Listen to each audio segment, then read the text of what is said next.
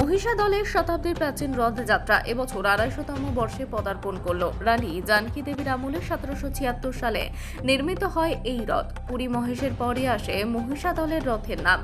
জানকী দেবীর আমলে চালু না হলেও তা পরবর্তী বংশধর মতিলাল পাড়ের সময় চালু হয় রথযাত্রা। ভারতের একমাত্র কাঠের রথ এই মহিষা দলের রথ। এই রথযাত্রার আরেকটি বিশেষত্ব হলো জগন্নাথ দেবের সঙ্গে বলরাম এবং সুভদ্রা থাকেন না, থাকেন রাজবাড়ির কুল দেবতা এবং রাজবাড়ির শালগ্রাম শিলা শ্রীধরজিউ।